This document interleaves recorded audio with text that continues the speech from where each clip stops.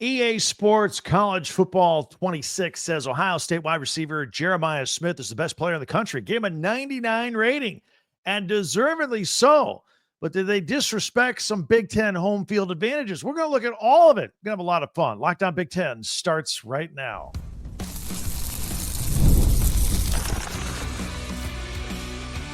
You are Locked On Big Ten, your daily podcast on the Big Ten Conference. Part of the Locked On Podcast Network, your team every day. Welcome to Locked On Big Ten. I'm Craig Sheeman. Thanks for checking us out. 40 years as a sports talk show host and play-by-play announcer. And I want to thank you for making us your first listen each and every day. We are free and available wherever you get your podcasts and on YouTube, part of the Locked On Podcast Network, your team every day. Hit that free subscribe button down below while you're watching. Share, follow, and like. That way you won't miss a single episode. By the way, we got past 19,000 subscribers yesterday. The push to 20,000 before the start of football season with your help is right there. Today's episode is brought to you by Monarch Money. Take control of your finances with Monarch Money. Use code LOCKDOWNCollege at monarchmoney.com for 50% off your first year. EA Sports College Football Player Rankings. We're going to dive into this, plus our recruiting wars. And those NCAA pinheads are about to expand the men's and women's basketball tournament. And I'm shaking my head, literally. We'll talk about that. Plus, we have our Big Ten Classics coming up for the weekend. So we're going to do something a little different here today. And we're going to look ahead at the upcoming college football season for you gamers out there. I don't know how many of you are gamers and you're excited about the EA Sports College Football 26 video game. I'm sure, though, that there are a lot of you watching and listening right now. So I want to talk about it because up till recently, you know, your football fix on video games has been limited to NFL games with the Madden series. But we're now in the days of name, image, and likeness, and now we can play these realistic college football games with real college football players at real college football stadiums. It's spectacular the way the technology has gone in the last 25 years. Those of you who play are very familiar with the player rating system. And Ohio State wide receiver Jeremiah Smith is the best in the game. Got a 99 rating on this. It's the best you can get. That means that this player's abilities in the game are better, a little quicker, a little more agile than the other players on the screen. It also means they're a little better than other players in real life as well. So, real players, by the way, actually get upset if they deem that their player rating numbers are too low. You go give a guy like a 89 or a 90, and he's upset that he didn't get a higher number in the 90s or a 99 for that matter. They say it's disrespectful. You know, EA Sports actually has personnel on NFL sidelines scouting players and taking notes for the Madden game. I'm not sure if they do that with the college players or not. I assume they do, but I don't know for sure. Maybe you know. You can let me know in the comments section. You know, that whole on-site scouting thing, you know, Connor Stallions and Spygate. I don't know if it's actually allowed or not in college football. Maybe it is. But Jeremiah Smith is the first overall 99 rating since EA Sports relaunched its college football product. And by comparison, last year, Heisman Trophy winner and two-way player, wide receiver, and corner Travis Hunter received a 98 rating. Certainly, Smith is worthy of all this attention in real life or with the video games at Ohio State. You know, you don't ever hear this, but, I mean, there were a lot of people that talked about last year, Jeremiah Smith as a freshman. A lot of people, a lot of experts, us included. So that kid, if he was in the draft last year, would have gone to like top 2. And that's very rare. Obviously, 18-year-olds are not physically ready to go to the NFL. It's completely different than from basketball, for example, where an 18-year-old like Cooper Fleck can go number 1 in the draft to the Dallas Mavericks. How about that? And they're given time to develop. But football players, you know the deal. You got to be 3 years removed from their final year of high school or have 3 years of college experience. And you just got to be bigger, stronger, more physical. And I think it's a pretty good rule. But Jeremiah Smith he's different. He's a man child, and he could have gone to the NFL. He could go this year if he were eligible and be drafted in the top 1 or 2. Still got to wait. So this is good for Ohio State. Assuming he doesn't transfer, which I don't think he's going to. But yeah, freshman year, then this year, sophomore year, they still have him next year for a junior year. Then he could go to the NFL. So Ohio State's looking great with Jeremiah Smith. And by the way, he shares the EA Sports cover with Alabama speedy wide receiver Ryan Williams as well, also a sophomore. So during Smith's freshman year, he wasn't just some young guy that Ryan Day had to ease into the lineup, get him used to playing at the next level. I mean, he was a main cog in the national championship wheel. 76 catches, 1,315 yards, and 15 touchdowns. Yeah, he was a main part of that championship run. And in the playoffs, just kept going on and on. Had 381 yards receiving in the playoffs and 5 touchdowns. So this year, in addition to wanting to be, his goals this year, he wants to be on a second consecutive national championship team and win a Heisman Trophy. All that's legitimate. All that's possible. He can do it. It's right there before him. He says those are his main goals for this year, and all this video game hype. It's cool. I think he likes it, but I know he's got his focus is on winning again at Ohio State and getting a Heisman Trophy.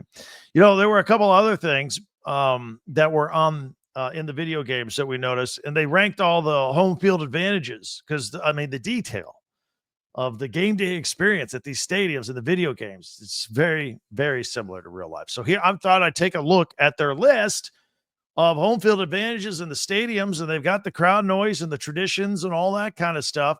Here with the college football 26, the 25 toughest places to play, home field advantage.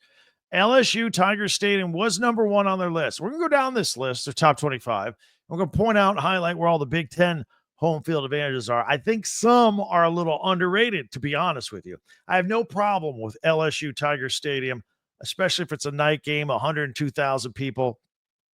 I wonder if EA Sports could get to the technology to the point where we can have like smell-o-vision. You could smell the alcohol going on there at LSU.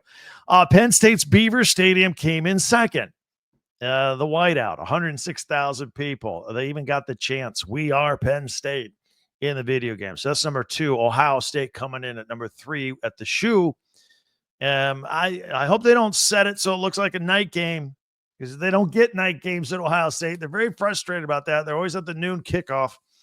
But maybe they'll get a night game here and there. 102,000 people. Got the marching band dotting the I, all these details.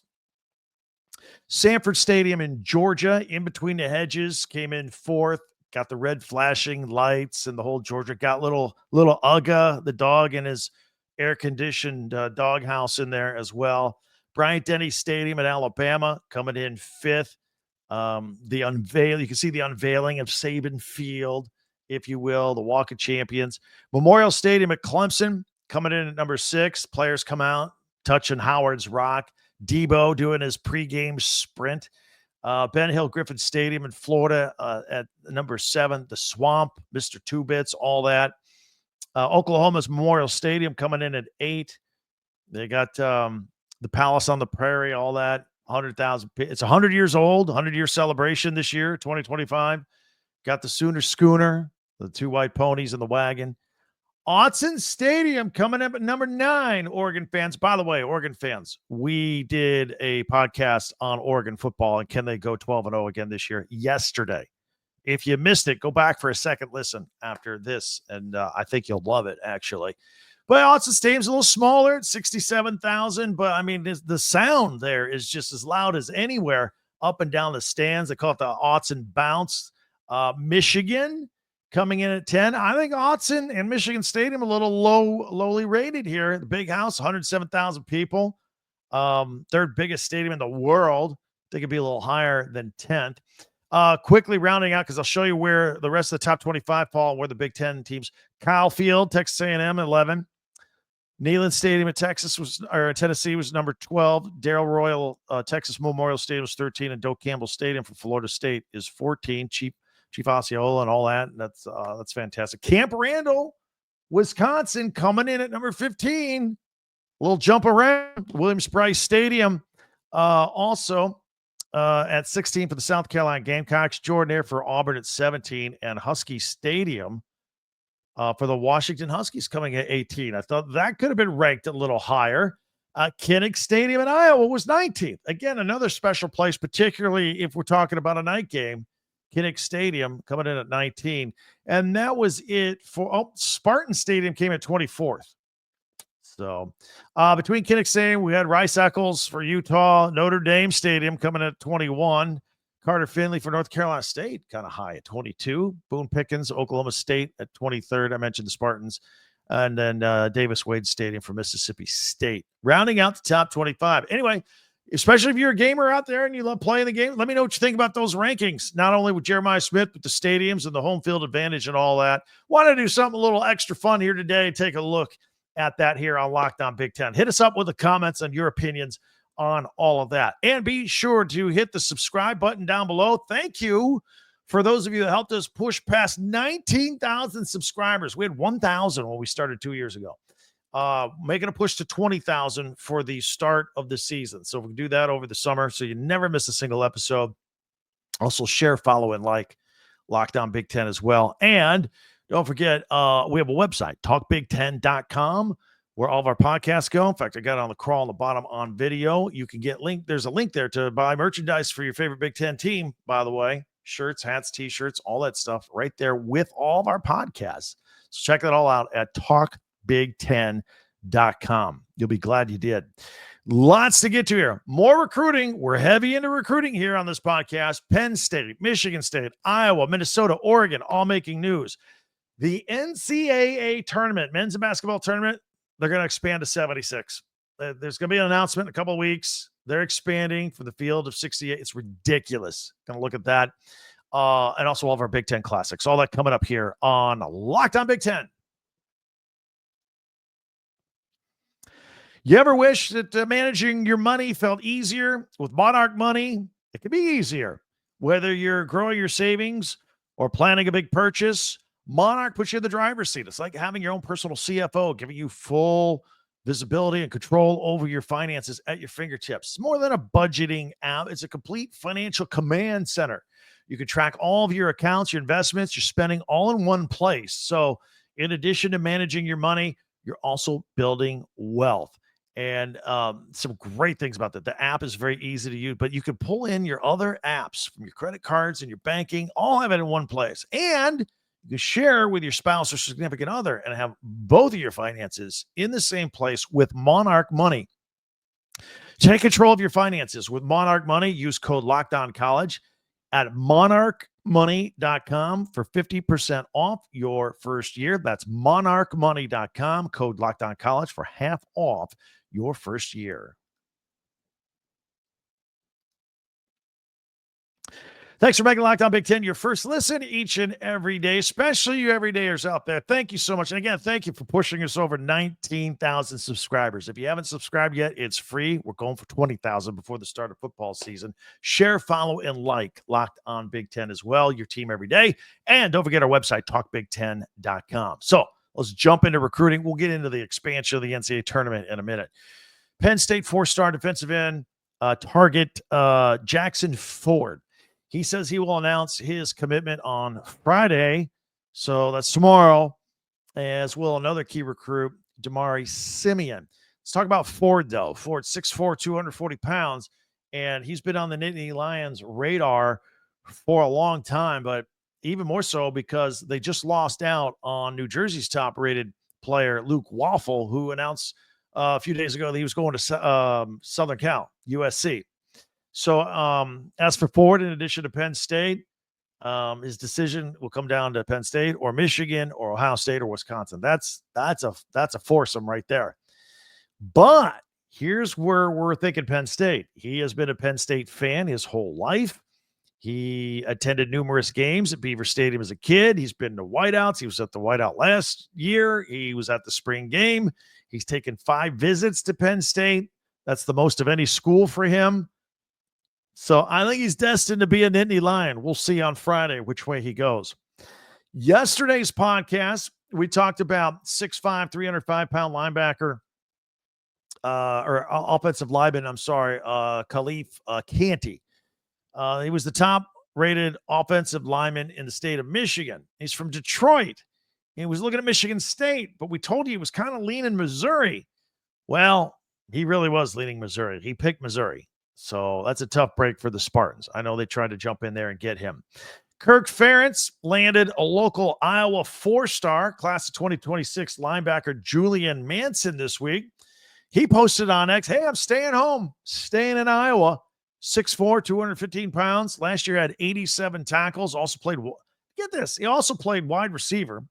So you got a linebacker playing wide receiver. I know we see a lot of two-way sports stars, but usually your linebackers aren't playing receiver as well. But he had 52 catches, 867 yards, and 13 touchdowns. He's pretty good. But usually, again, wide receiver and linebacker. So 1,000% sure he's going to play linebacker at Iowa. But, they always need help at wide receiver, don't they? Always. I'm just saying. More on Manson. Miami and Arizona were after him as well. His dad, Jason Manson, played quarterback and wide receiver for Iowa back in 2002 to 2006 for Kirk Ferentz, no less. He currently works for the athletic department as the director of player development. So keeping it all in the family. Let's talk about PJ Fleck at Minnesota. The Gophers just out-recruited Alabama for a player. Yeah, you heard that right. Minnesota out-recruited Alabama for a player. The number one ranked player in the state of Minnesota, he's staying home, Roman Voss. By the way, Iowa and Wisconsin were hot on the trail for him as well. Voss is an athlete, not pegged down to one position, not even close. Quarterback, tight end, linebacker, safety. He's projected to play tight end at Minnesota, though. Speaking of Fleck, he just offered, listen to this. Turn up the volume. PJ Fleck just offered a scholarship to a 14-year-old kid from Eden Prairie, an in-state kid, incoming freshman. Jaden Bates, the defensive lineman. He's 6'3" already.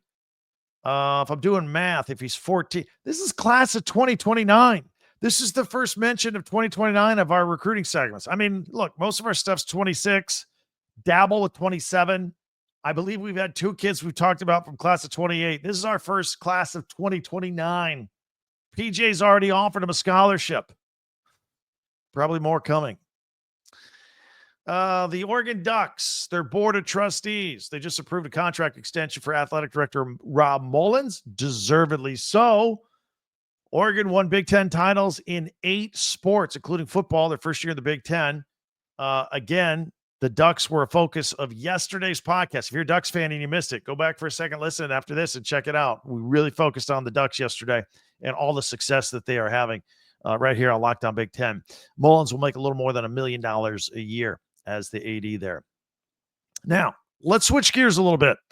I spent a lot of time criticizing college football for the continuous need to expand the playoffs. First it was 4, and then 12, maybe 16 next. The Big Ten and the SEC can't agree on the format. We're at a stalemate. Now the NCAA, which they don't have much to do anymore, but they're still in charge of the men's and women's basketball tournament. And you know what? That's the one thing they do well. Except now they want to expand the field of 68 to 76 teams. And they may make an announcement here coming up in the next couple of weeks. And that'll take effect right away. 2025, 2026 season. Again, bad idea. I still don't like the play-in games, and we've been doing those for years. I think they're dumb. I usually don't watch them. I think we're fine with a field of 64 with 4 even brackets of 16 each. That's plenty. That's fine. We don't need to keep adding teams and expanding for the same reasons that I hate that football wants to expand the postseason, because it diminishes the importance of the regular season. It diminishes the conference championships. Also, let's face it, the 64th ranked team in college basketball is not going to win the national championship, ever. The last bubble team to get in is not going to win the title. So why waste our time? Ditto for the 68th team and the 76th team. They're not winning. Keep them out. I don't need this. The idea is it's just a meaningless, stupid money grab, and it's watering down the product. You know, the men's basketball teams that were on the bubble last year, West Virginia, Indiana, Boise State, just to name a few, none of them were good enough to win a national championship. And I'm an Indiana grad. And I know Bubba Cunningham put North Carolina in instead of the Hoosiers. We got into that. That's a different. I don't want to get into that again. They weren't winning. Their season was over. Some historical perspective, the tournament jumped to 64 teams in 1985. So we've been cruising along with that. They added that 65th game. They had the one play-in in 2001. And then the current 68 team format has been in place since 2011. Now all these pinheads in charge, along with the dim-witted TV executives in charge, they all want to expand this thing to 76 teams again, start next year. Am I wrong here? Am I like, get off my lawn guy? Or am I not looking at this the right way? Hit me up with the comments and let me know what you think. Love to hear from you. All right, coming up, we're going to take a look at the weekend on the Big Ten Network with Big Ten Classics, getting you ready for all that. It's coming up next in 1 minute right here on Locked On Big Ten.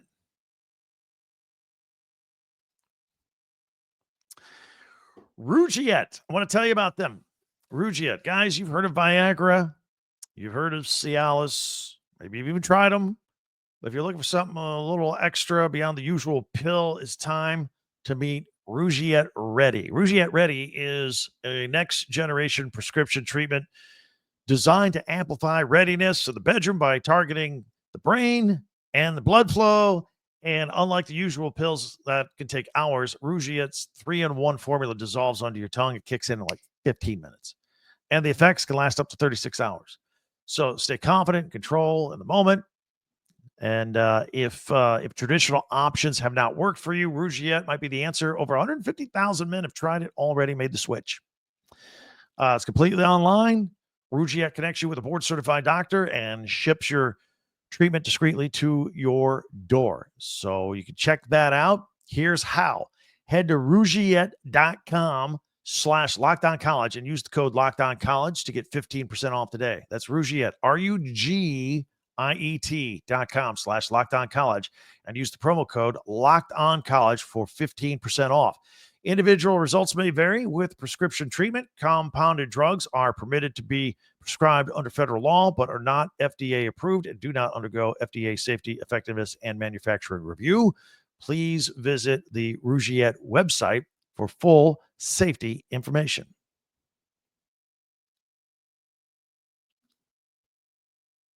All right, it's time now to take a look at our Big Ten Classics for the weekend. Got a lot of gymnastics and hockey and all that kind of stuff to keep you cool. I'm going to put it on the full screen here. We'll pick it up. If you're on audio only, we'll describe in detail. We'll pick it up on Friday, June 27th at 6 p.m. Eastern. We got the Big Ten Women's Gymnastics Big Ten Championships in consecutive order at 6, 8:30, and 10:30 Eastern time. Sessions 1, 2, and 3. So actually it goes 1, 3, 2 with the broadcast. Then on Saturday, we've got the Big Ten Wrestling at 1 o'clock Eastern time, Oklahoma State at Iowa, and a lot more wrestling on Saturday. Got the Big Ten semifinals at Northwestern at 6 o'clock Eastern, and then at 9 o'clock Eastern, the Big Ten championships, again, all at Northwestern. And then that sets us up for a big Sunday with a lot of stuff to choose from here. We'll pick it up at 8 a.m. Eastern time. Our Big Ten Classics. They got the Big Ten Plus Encore, the men's ice hockey, Michigan at Michigan State. This is from the first week in February this year. Again, it's hot. It's 100 degrees. We got this heat dome that they say has been moving east, the Northeast.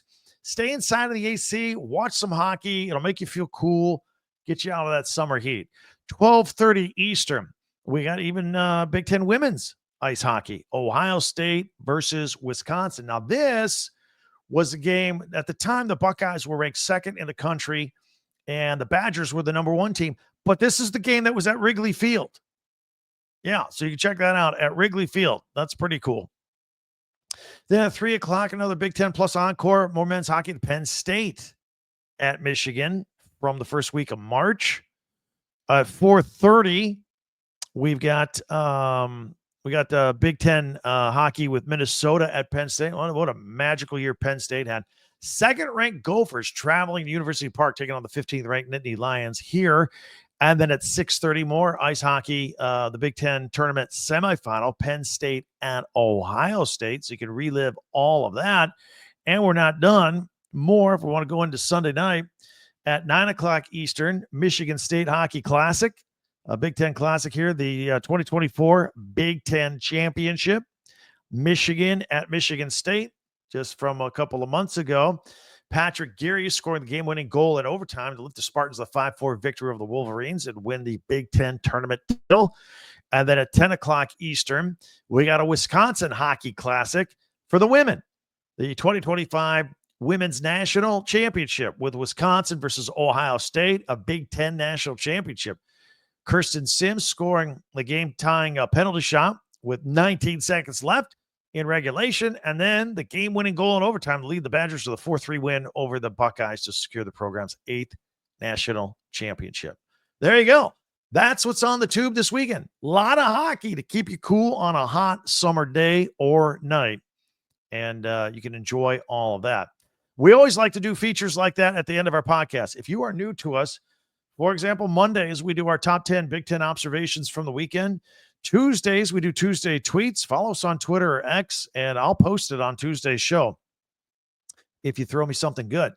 Wednesdays, we like to power rank stuff. It can be anything. This week, we did Big Ten running backs. Thursdays, Big Ten classics and live action. We point out, we highlight something. We don't put the whole schedule out there on the Big Ten Network, but they like the same thing we do. And so we highlight a few things. And we put it on there on Thursday. Friday, tomorrow, we always like to do picks, odds, since we don't have any games really to choose from. We always close out the week with that going into the weekend. All right. If you don't mind, if you haven't yet, and you've heard me say it twice already, thanks to you guys, we got past 19,000 subscribers just yesterday. We're making a push to 20,000 for the start of football season. We started out with 1,000 2 years ago. So hit that subscribe button. It is free. And also tell your friends about us. Share an episode with them. If you're a Big Ten fan, I know you know other Big Ten people that don't know we're out here each and every day. Go ahead and share. Say, hey, check this out. This is here every day. It's Big Ten. It's all 18 teams. It's news, it's analysis, and opinion all under one umbrella here on Locked On Big Ten. Tell your friends about us. After you were done here, check out another podcast. I mentioned a couple times, if you're an Oregon fan, yesterday's podcast talking about the hype for the upcoming Oregon season and all the success they've had. Also invite you for a second listen to check out the Portal Show with Brian Smith. He's available each and every day wherever you get your podcasts on YouTube as well. That'll do it for us. Boy, time flies. That was a fun episode. They all are. I really enjoy it and enjoy meeting with you, and can't wait till we meet again tomorrow. Locked On Big Ten, I'm Craig Sheeman. Talk to you next time.